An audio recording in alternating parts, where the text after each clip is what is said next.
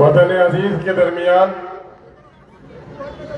शहर बम्बई, जिसे दुल्हनों का शहरों का दुल्हन कहा जाता है, उस अजीमुशान शहर के आज के इस इनकलाबी इंतखाबी जलसे में मौजूद खंड 15 के बहुत ही चहेते मेहनती उम्मीदवार हजरात भाई जनाबे शेख इमरान उस्मान साहब, मोहतरमा उर्मिला विजय चौधरी साहब, खान रस्मी रऊफ साहिबा, गाइश पे तशरीफ फरमा पार्टी के जिम्मेदार साथी अजीजी रविश मोमिन बाबू, मेरे रफीक भाई जनाब अयूब शेख साहब, मेरे हमदम और रफीक भाई जनाब अमजद बरखादी साहब, पार्टी के दिगर जिम्मेदार अहबाब, यहाँ पर मौजूद बुजुर्गों, नौजवानों, मिल्लत की गैरतमंद बेटियों और भारतवर्ष की मेरी पवित्र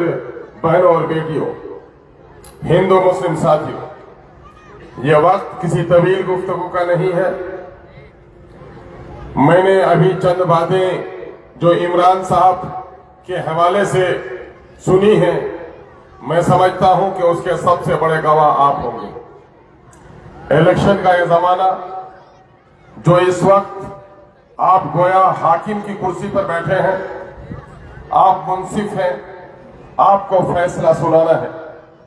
अदालतों के नक्शे लोगों ने देखे होंगे कि जब मुजरिम खड़ा होता है तो वो यही समझता है चाहे तो रिहाई मिलेगी या कैद, लेकिन हाकिम वक्त बड़ा परेशान होता है। उसकी पेशानी पे पसीना बहता है कि मेरे कलम से कोई गलत फैसला न हो जाए, किसी बेकसूर को सजा न मिल जाए और कोई जालिम रिहा न हो जाए।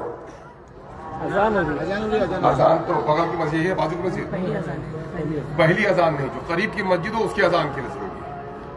पहली मस्जिद। हाँ, अजान में तो गुफ्तगू मत कीजिए, फिर तकरीर भी जो गुफ्तगू भी बने।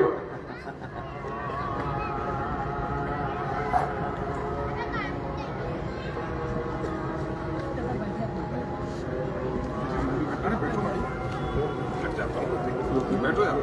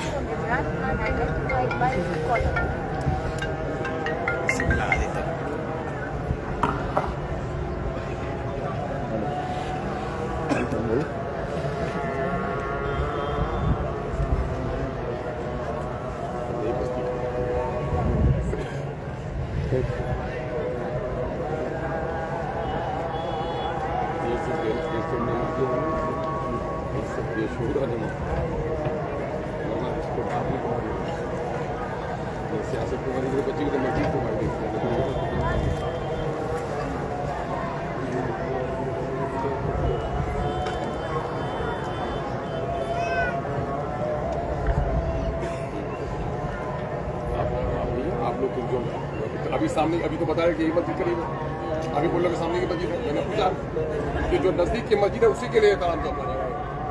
अब पूरी रात बाजार होते रहते रहेगा, अभी तो करीब की मस्जिद हो उसकी ले लाते, उसका फिर खड़ी वाली शुरू होगी। नहीं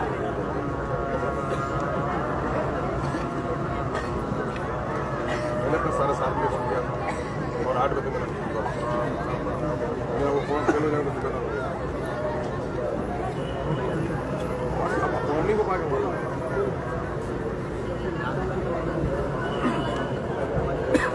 भिवंडी नई बस्ती के लोगों, वक्त कम है, मैं मुख्तसर कुछ बातें आज करूंगा।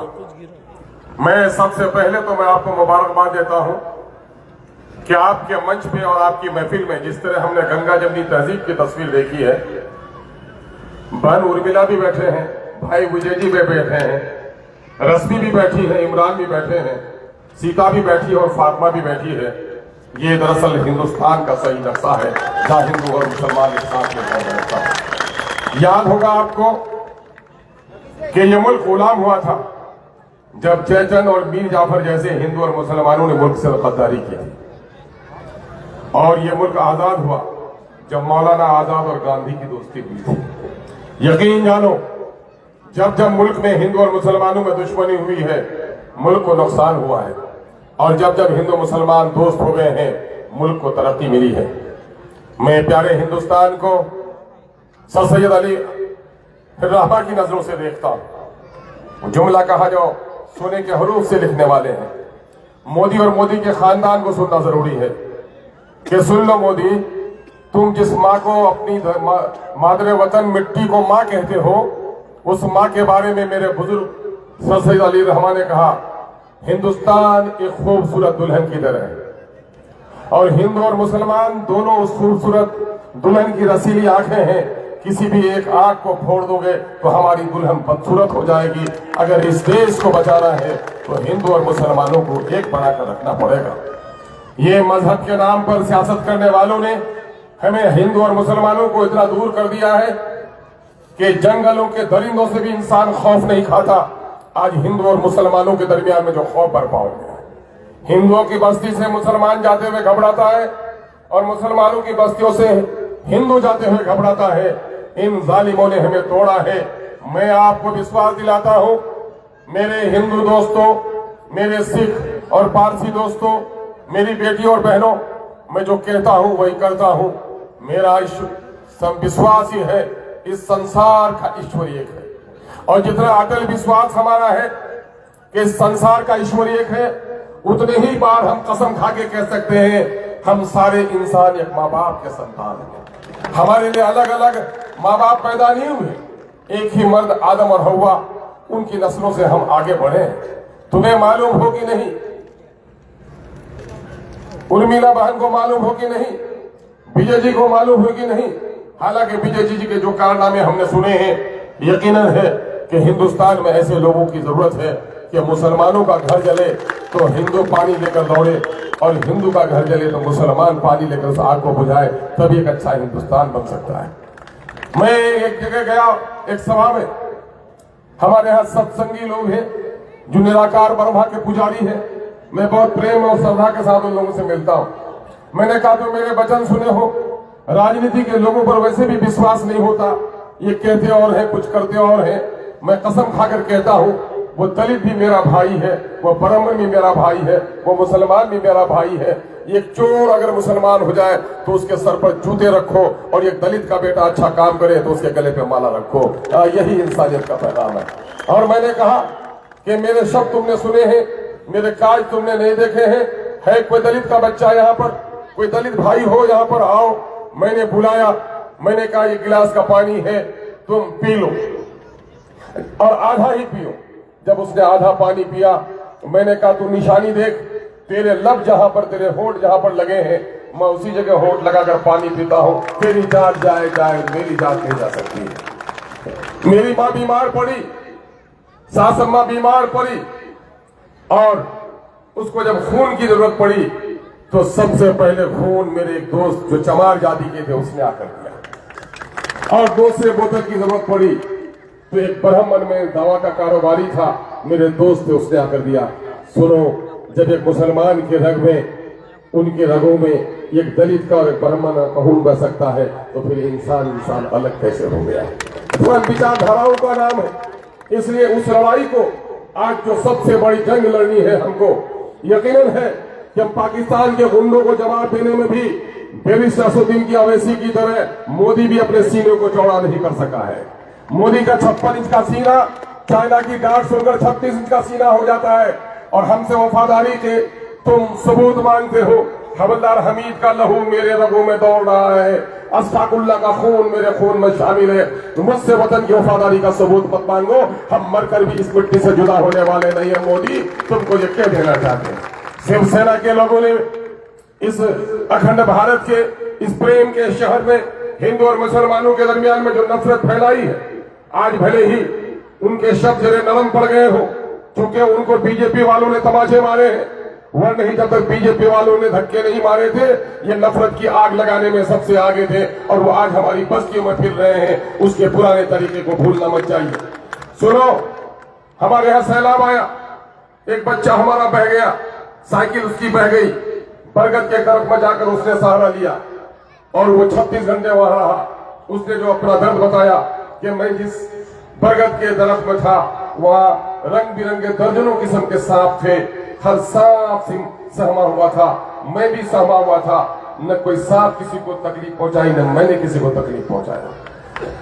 घबराहट के आलम में, मजबूरी के आलम में गंवार भी शरीफ हो जाता है। ये जो शिवसेना वाले हैं, इनकी शराफत को मत आको। अभी बीजेपी ने डंडे किए हैं तो ये शरीफ हो गए हैं, उन्हें शरीफ रहने वाले नहीं है, इसलिए धोखे में मत आओ। और ये समाजवादी के लाल टोपी वाले, देख रहे हो इनके लाल टोपी वालों के कारनामे, जन्म कहीं लिया, कर्म कहीं और कर रहा है। पार्टी का टिकट किसी और ने दिया था, काम किसी और का कर रहा है। तो ये जब अपनी पार्टी के साथ वफा नहीं कर सकते, तो इनके लोग तुम्हारे साथ भी कभी वफा नहीं कर सकते। इस वक्त अगर इस शहर बम्बई में गरीबों के बच्चों को अगर नशे का आदि किसी ने बनाया है, उसका नाम ये लाल टोपी वाले ही है, ये समाजवादी वाले ही है। इनको मत पूछो। ये कांग्रेस वाले भी धोखा दे रहे हैं। कांग्रेस का एक कव्वाल जो अभी कहता है कि बिस्मिल्लाह कहके जमा कर दो तो कौवा भी हलाल हो जाए, वो कव्वाल भी आजकल बैरिस्टर असदुद्दीन के खिलाफ बोलने लगा है। लेकिन उसको पता नहीं यही बैरिस्टर असदुद्दीन अवैसी है कि मुल्क के किसी कोने में भी किसी पर दलित पर जुल्म हो, मुसलमानों पर जुल्म हो, किसी की बेटी की इज्जत और आबरू लूटे या हुकूमत गलत फैसले लो, तो गर्दनों को झुकाकर नहीं, गर्दनों को उठाकर अगर बात करता है, उसका नाम बैरिस्टर असदुद्दीन अवैसी है। इसलिए मेरे भाइयों, हम आपको ये कहने के लिए आए हैं, इस मुल्क से अगर सच्ची मोहब्बत करते हो तो चाइना भी हमारा दुश्मन है, पाकिस्तान भी हमारा दुश्मन है, लेकिन कश्ती के अंदर बैठा हुआ जो हमारे तख्तों में छेद करे, वो भी हमारा बड़ा दुश्मन है। और इस वक्त इस मुल्क में इन तख्ते के दुश्मन, कश्ती के दुश्मनों से बदला लेने के लिए हमको मजबूत सिपाही की जरूरत है। और मजबूत सिपाही पूरे हिंदुस्तान में देखो कि बैरिस्टर असदुद्दीन अवैसी के अलावा कोई दूसरा हमें नजर नहीं आता है। मेरे हिंदू और मुसलमान दोस्तों, मेरी गैरतमंद बहनों और बेटियों, मैं तुम्हें एक बात कहता हूं, जब तुम रिश्ता करते हो, किसी बेटे का रिश्ता करते हो, बेटी का रिश्ता करते हो, कितना तहकीक करते हो। लड़का कैसा है, लड़की कैसी है, खानदान के लोग कैसे हैं, माँ कैसी है, लड़के की चाल चलन कैसी है, पिता तो नहीं है, महीनों लगा देते हो, तब तय करते हो। अरे एक दूल्हा आवारा होगा, एक बेटी की जिंदगी बर्बाद होगी ना, एक दुल्हन झगड़ालू आएगी या खानदान को तोड़ेगी ना, तो उसके बारे में इतना सोचते हो। लेकिन कभी सोचा एक नेता अगर आवारा हो तो पूरी कौम तबाह हो सकती है। बेटा और बेटी के बारे में एक बार सोचो और नेता के बारे में 100 बार सोचो। इसलिए ये वोट नहीं है, ये वोट तलवार है। ये तलवार किन को दोगे? ये तलवार किसी लूले को दोगे तो तुम्हारी तलवार किसी काम की नहीं। ये तलवार किसी जालिम को तुमने दे दिया, तलवार भी तुम्हारी होगी, गर्दन भी तुम्हारी काटी जाएगी। आज देख रहे हो, आपके वोट को लेकर लोग बन जाते हैं, नगर परिषद के जिम्मेदार बन जाते हैं, नगर पंचायत के जिम्मेदार बन जाते हैं, कॉर्पोरेशन के जिम्मेदार बन जाते हैं, नालियों को निगल लेते हैं, वो छज्जा बढ़ाओ तो दादागिरी का टैक्स वसूल करने लगते हैं। ये पहरेदार नहीं है, ये लुटेरे हैं और ये हिस्सेदार हैं जालिमों के। इनके खिलाफ लड़ाई लड़नी होगी। मैं इस वक्त आपके दरमियान में आया हूं, बांग्लादेश और नेपाल की सरहदों से चलकर आया हूं और बता देता हूं, मैं उस खानदान का सिपाही हूं उस मिट्टी का सबूत हूं कि आज एक लोग कहते हैं मोदी और मोदी के खानदान वाले मुसलमानों से वफादारी का दम पूछते हैं। 70% आबादी मुसलमानों की हमारी है। हिंदू मुसलमानों की गंगा जमनी तहजीब देखनी हो तो मेरे सीमांचल में चलो, कोई मुर्दा हिंदू का नहीं जलाया जाता जहां मुसलमान बैठा हुआ नहीं हो, और कोई मुसलमान दफनाया नहीं जाता जहां पर हिंदू खड़ा नहीं हो। और अगर हमारे बाप दादा करवट बदल लेते तो देश का 2 टुकड़ा हो जाता। भारत को अखंड बनाने में औरंगजेब ने काम लिया है, और आसाम और मणिपुर को जोड़ने के लिए अखंड भारत को अगर किसी ने मजबूत बनाने का काम किया है तो सीमांचल के लोगों ने किया है। मैं वहां से चलकर आया हूं। मैं आपसे कहने के लिए आया हूं कि आप अपने वोट का इस्तेमाल सही मानों में कीजिए। इमरान के जो खिदमात रहे हैं, अभी कुछ भी नहीं, अपने खून और पसीने की कमाई से बोलो। 15-15 जगह पर सोशल वेलफेयर के ऑफिसेज इनके हैं कि नहीं है? बताओ, इनके पास अपनी कमाई के पैसे हैं? एम्बुलेंस चलाते हैं कि नहीं चलाते हैं? गरीबों के लिए दवाखाना लगाते हैं कि नहीं लगाते हैं? क्या बहन हमारी जो यहाँ पर बैठी है उर्मिला विजय जी, मुसलमानों के लिए इबादत खाने के लिए जगह दी कि नहीं दी है? लोगों, आज इस मुल्क में चांद भी जमीन पर उतारा है, तो हमें नहीं उतराना चाहिए। अगर हिंदू और मुसलमानों की नफरत को मिटाने वाला कोई हिंदू और मुसलमान गले लिख जाए तो मैं समझता हूं चांद के पैरों में गिरने से भी ज्यादा सुंदर नजारा हमारे लिए है। आइए, अहद कीजिए, अपने एक एक वोट को आप तकसीम होने मत दीजिए। एक बार इन लोगों को मौका दीजिए ताकि इस इलाके की तकदीर और तस्वीर बदले। और मैं एक बात ये बताता हूं, जो दरख्त साया देता है उस दरख्त की पहरेदारी करनी चाहिए। इस वक्त पूरे हिंदुस्तान में मजलूमों की, दलितों की, कमजोरों की और महरूमों की एक तन्हा और तवाना आवाज जिसका नाम बैरिस्टर असदुद्दीन अवैसी है। कहीं भी किसी की इज्जत उठे, कहीं भी बहनों के साथ जुल्म हो, कहीं भी किसी की गरीब की झोपड़ी उजाड़ी जाए, पूरा देश आज ये नहीं पूछता कांग्रेस का नेता क्या बोल रहा है। लाल टोपी वाले तो बोल ही नहीं सकते, और ये शिवसेना वाले यहां से आगे बढ़कर वो तो मध्य प्रदेश भी नहीं जा सकते। अगर पूरा हिंदुस्तान देखता है कि कौन पहरेदार है जो इसके खिलाफ, कौन शेरदिल है जो जालिमों के खिलाफ, कौन है जो मोदी के आंख में आंख डालकर बात कर सकता है, तो सबका इंतजार एक ही शख्स पर होता है, उसका नाम बैरिस्टर असदुद्दीन अवैसी। मेरे भाइयों, 2 तरफ फल देता। आज अगर ये जिताओगे इनसे, मन महाराष्ट्र की हुकूमत बनने वाली है न गिरने वाली है। इनके जीत हार से न दिल्ली की हुकूमत बनने वाली है न गिरने वाली है। लेकिन हाँ, यह बात जरूर मैं कहूंगा कि अगर इनको वोट दोगे तो इस हिंदुस्तान में एक सायादार जो दरख्त है, जो अपनी टहनियां फैलाकर मजलूमों को साया दे रहा है, उसकी जड़ों में पानी डालोगे तो उस दरख्त में मजबूती आएगी, उसके तने में मजबूती आएगी, उसका सायादार टहनियां और बढ़ जाएंगी। इसलिए हम आपसे ये विनती करने के लिए आए हैं, हम आपसे ये गुजारिश करने के लिए आए हैं, ये निवेदन करते हैं, आपसे इंतजार कर रहे हैं कि आप अब की बार एक एक वोट आप पतंग के निशान पर दीजिए। मैं बिहारी हूं, बिहार से चलकर आया हूं, और 5 लोग जीते थे 2015 में, 2020 में होश उड़ गए थे इन लोगों के, और हमारे लोगों को तोड़ डाला। मैंने कहा, जालिम हो, हमारी बाबरी मस्जिद टूटी है, हम इस गम को नहीं भुला सकते, लेकिन तुमने हमारे कयादत को तोड़ा है, ये गम भी हम भूलने वाले नहीं हैं। आज उनकी कयादत टूट गई है, फिर हम 5 जीत के आ गए। 5वीं बार आपकी दुआओं से असेंबली में आने का मौका मिला। राजद से भी एमएलए बना था। मुझे पूछते हैं कि अख्तर बड़ी जमात में थे और इस छोटी जमात में कैसा लगता है? मैंने कहा, किराए के घर में था, घर तो अच्छा था लेकिन डर भी बहुत था। लेकिन अब अपनी झोपड़ी है, अपनी झोपड़ी में शान से सोता हूँ, किसी के बाप की मजाल मेरे दरवाजे पर दस्तक देने की नहीं है। आजाद परिंदा कैद में नहीं जीता है और गैरतमंद इंसान गुलामी में नहीं जीता है। मेरे अजीजों, सुन लो, क़यादत को जन्म देना बड़ी चीज है। इस वक्त हिंदू और मुसलमानों की जिस इत्तेहाद को आपने दर्शाया है, मेरी रब से दुआ है, ए ईश्वर, ए खुदा, ये दर्शन हमें पूरे देश में करा दे ताकि हिंदू और मुसलमान हम एक जगह मिलकर के रहें। एक आखिरी बात कहकर जाता हूँ कि एक इंसान बड़ा पहलवान हो, 80 और 90 किलो का वजन उसका हो, उसके दोनों पांव कट जाए 30 किलो का, लंगड़ा कहलाएगा, लेकिन जैद बकर रामू कहलाएगा। दोनों बाजू कट जाए 8 किलो के, उनके पहलवान हो तो 10 किलो के कट जाए, लंगड़ा लूला कहलाएगा, लेकिन इंसान जिंदा होगा। लेकिन 5 किलो की मुंडी, 4 किलो की गर्दन अगर कट जाए तो फिर वो लाश है, जिस जिस्म में सर नहीं है वो लाश है, जिस कौम का कोई लीडर नहीं वो भी मानिंदे लाश है। इसलिए अपने सफों में लीडर को जन्म दो। इस वक्त जरूरत है इस देश में गंगा जमनी तहजीब की, हिंदू और मुसलमानों को मिलकर काम करने की।